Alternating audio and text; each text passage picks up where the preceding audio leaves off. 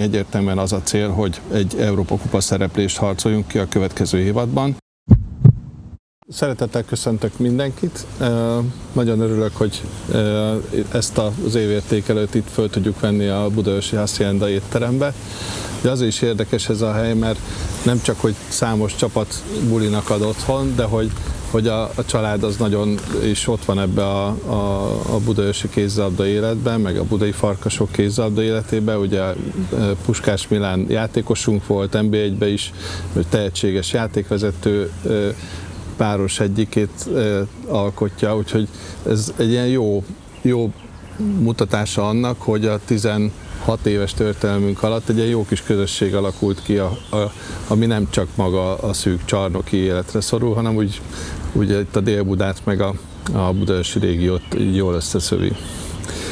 És akkor így befordulva oda, hogy milyen is volt ez az év, hát nagyon nagy várakozással indultunk neki, ugye ez a második NB1-es szezonunk volt, az elsőből nagyon sokat tanultunk, és egy nagyon jó kerettel indultunk neki, szinte mindenkit megtartottunk a feljutó csapatból, és ő hozzájuk erősítésként tapasztalt nemzetközi játékosokat hoztunk, és illetve magyar játékost is, mert Juhász Ádám magyar válogatott irányító személyében azért egy nagyon erős karmestert kapott a csapat, és az egész nyári felkészülés szerintem prima volt, tehát egy top felkészülést tudtunk csinálni, el tudtunk menni Boszniába edzőtáborba, és ennek megfelelően jól is indult a szezon, tehát nagyon jó rajtot vettünk, akkor is, hogyha úgy éreztük néha, hogy pontokat vesztünk, de azért nagyon hamar letettük úgy a névjegyünket, hogy már elkezdtek velünk számolni,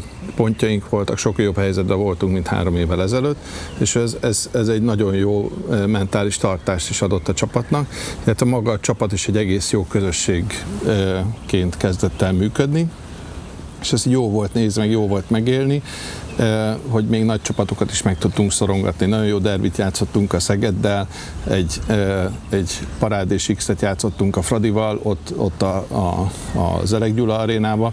Ezek mind olyan dolgok voltak, amire így nagyon jól lehet, nagyon büszkék vagyunk, hogy átéltük, meg nagyon jó visszaemlékezni.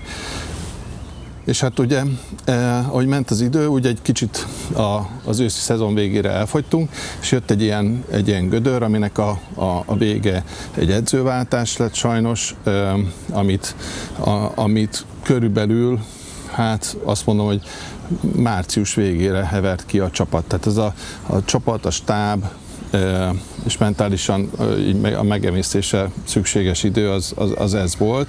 Nagyon sok fölösleges pontot is vesztettünk ebben az időszakban, de aztán a végén addig dolgoztunk egymással, így a csapat a stábon, a stáb a menedzsmenten, menedzsment vissza, tehát ez egy elég együttműködő, előremutató meló volt, hogy kikecmenektünk ebből a gödörből, és akkor az április hónapot azt szerintem azt megint egy csúcsformába tudta a csapat lezárni, és ezzel tudtuk bebiztosítani azt, hogy jövőre is NB1-esek leszünk.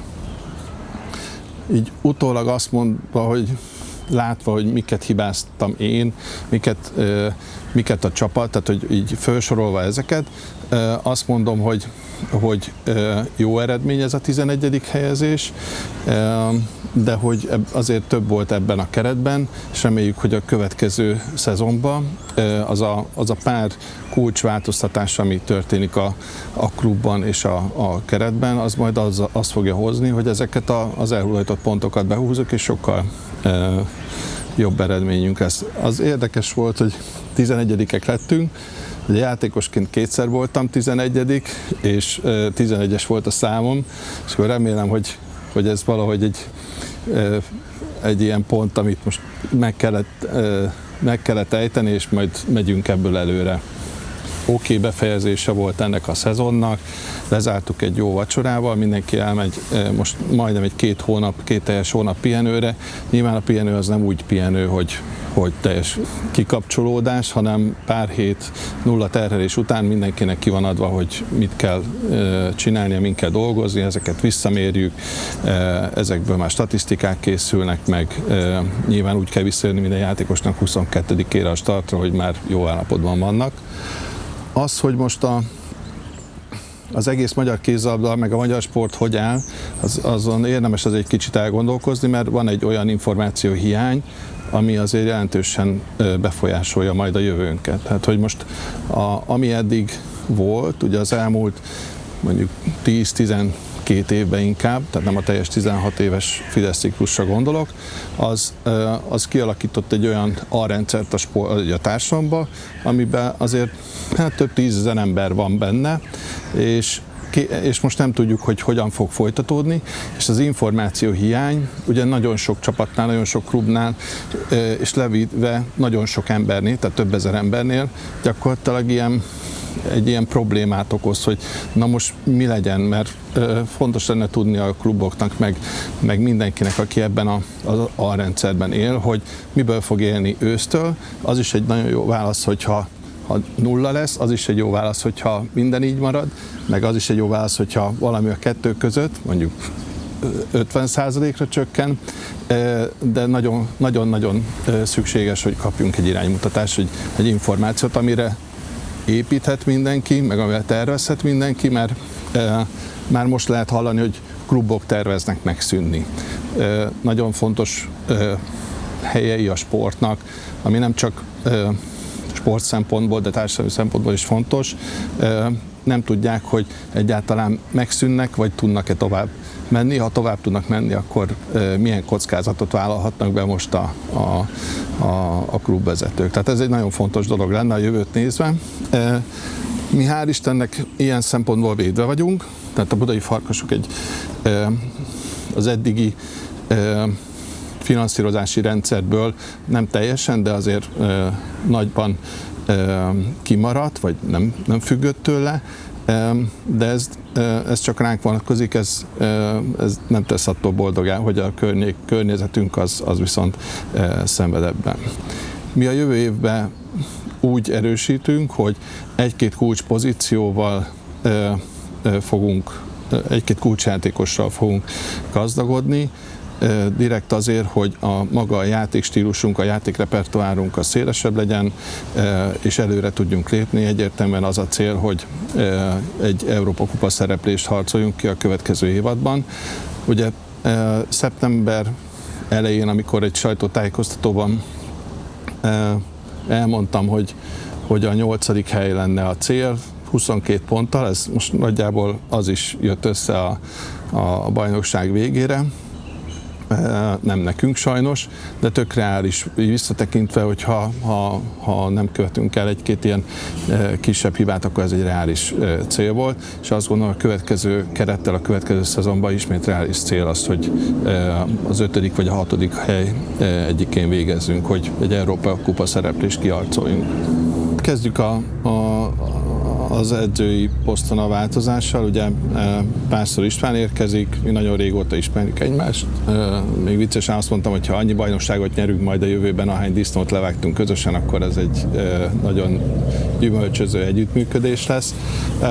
De mindenképpen az a cél, hogy maga a felnőtt csapat és ezen keresztül a klubnak a kézilabdázáshoz való stílusa változzon. Sokkal inkább egy modernebb kézilabdát játszunk, egy gyorsabbat, egy sokkal agresszívebbet, és a mentalitást, most nem is az egyes emberek mentalitását, hanem a csapat mentalitást, a közösségnek is van egy mentalitása. Ebből a nagyon baráti, nagyon ápoló, kicsit nagypapás közegből tegyük át, nem a másik végletre, de tegyük át egy jóval profibb és eredményesebb mentális közegbe. Én szeretném megköszönni az egész idei keretnek a munkáját. A Korsos Ádámnak nagyon szeretném megköszönni azt, hogy beugrott, és hogy nagyon jól ugrott be ebbe a feladatba, ugye az edzőváltáskor februárban jól nyúlt hozzá a csapathoz. Ez mindenképpen egy jelentős része volt annak, hogy 11. helyen végeztünk. Nagyon fontos az, hogy vannak olyan játékosok, játékosok, mint a csapatkapitány Kristóf Matyi, aki távozik, és bár rövid ideig volt nálunk, de egy nagyon meghatározó személyisége volt az egész társaságnak. Egy nagyon jó szemléletű srác, bárhol megy, úgy tudom, Debrecenbe megy, biztos, hogy ott is ő lesz az zászlóvivő. A Tóth Norman 6 év után távozik tőlünk, és nagyon sokat segített abban, hogy a klub itt van, nem csak az idejében, hanem így évről évre. Ő egy nagyon igényes játékos volt, ahogy hozzáállt az egész munkához, és nekik is mindenképpen szeretném a munkájukat megköszönni, és jó sikert kívánni nekik. Illetve a következő szezonban ugye akik jönnek, egy svéd beállóval erősítünk, egy fiatal tehetséggel, akivel szeretnénk szintet lépni. Mennyicsuk Viktor fog a csapathoz érkezni, mint irányító átlövő, vele nagyon régóta szerettünk volna együtt dolgozni, vele fog gyorsulni az egész támadás, változatosabb lesz a repertoár, illetve még van egy olyan játékos, akit nem tudok bemutatni, mert még nincs aláírt szerződése, de lekopogom, hogy rövidesen ezt elmeséltem mindenkinek.